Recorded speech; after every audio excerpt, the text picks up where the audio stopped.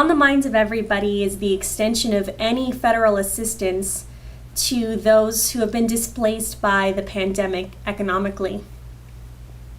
I've been working hard with Republicans and Democrats and President Trump as we try to get through COVID-19 together. And we've been able to pass 4 packages to invest in the resources that we need, whether it's testing or personal protective equipment like masks and gloves. And now we need more support to make sure we're getting it to our states and local communities, whether it's small counties, whether it's our small towns and villages, to make sure that they have the resources to weather this storm. Also making sure that we are supporting our farmers as they continue to face challenges with supply chains. Making sure that we're supporting our businesses, small businesses that are struggling to stay open or stay afloat as we get through this together, and the workers, many folks who have lost their jobs through no fault of their own and are trying to hang on and support their families through this. So it's important that we come together again to find a solution, and I've been working hard to proffer potential solutions like extending unemployment while also providing back to work pay for folks who are able to find jobs and to support those employers who are trying to hire right now. I think that's a good solution that listens to the challenges of everyone and finds a way to address them. What would be your ideal version of the next round of stimulus and federal assistance for those who have been displaced by the pandemic?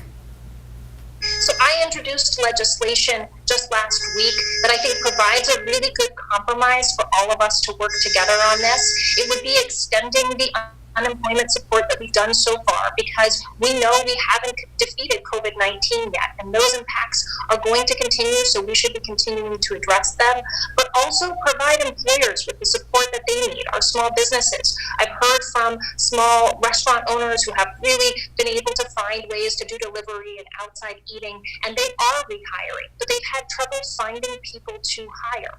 And so providing back to work payments is a great way to support workers who want to get back to work, but then have to find childcare to make that work, then have to get money for their own personal protective equipment, for example.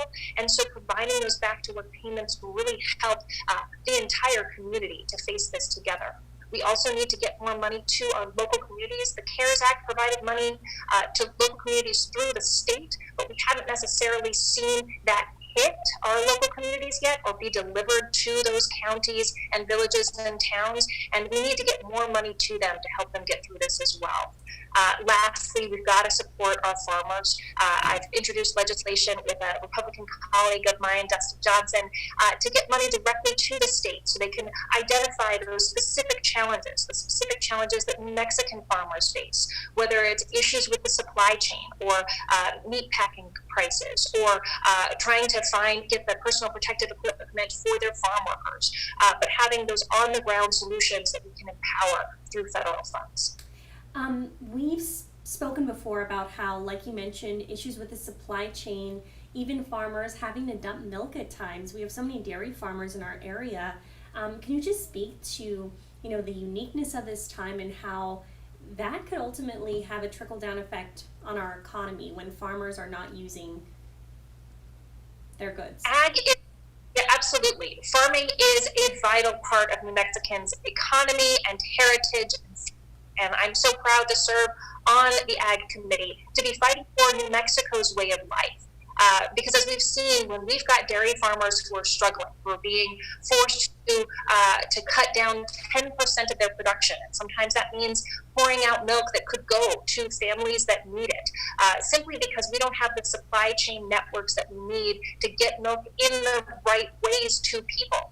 Because sending shredded cheese, for example, to a restaurant looks very different than the packaging that you would need to get it to a store. And so fixing those solutions takes on-the-ground work. It also means support that's tailored to New Mexican dairies. One of the things I've been fighting in Washington is to make sure that no other dairies from other states get special treatment just because of their size. We've got hardworking family dairies here in New Mexico, and they need the support just as much. Circling back to unemployment, Republicans have argued that the additional $600 a week, Republicans have argued that that just paid people to be unemployed because they were making more money than they would in a minimum wage job.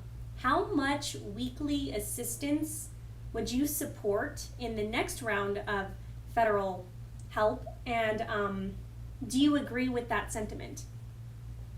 Well, we've got real challenges right now that families are struggling.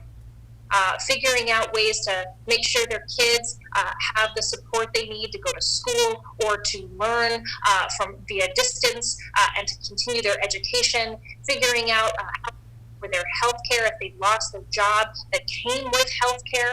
There are new expenses that everyone is facing right now.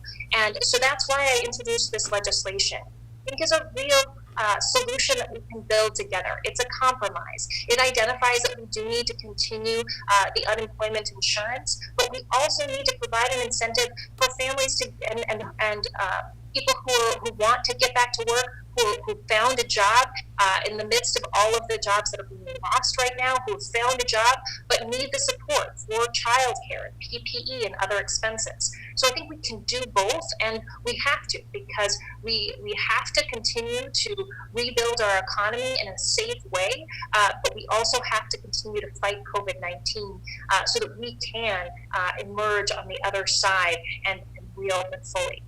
So this legislation, I think, provides a great example of how we can build those solutions together, listening to the challenges from my Republican colleagues as well as from small business owners who I have spoken to on the ground in New Mexico when it comes to finding a ready workforce, but also the families and the hardworking people who have lost their job through no fault of their own and are now struggling to make ends meet. We can do both, and we can do both if we work together.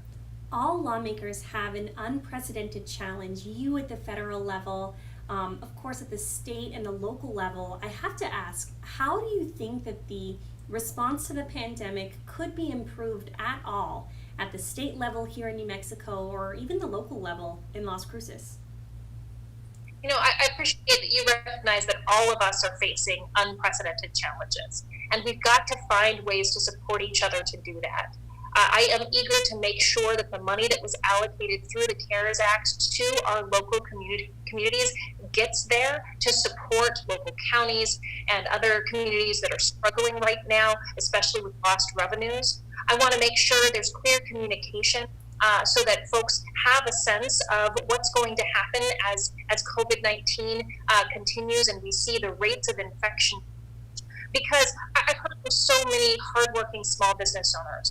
I was on a call the other day with a restaurant owner who had just hired back all of a significant part of his workforce, and then with the changing regulation, had to go back and say, you know what, I was wrong. We're not ready to hire back, and I can't imagine that heartbreaking situation.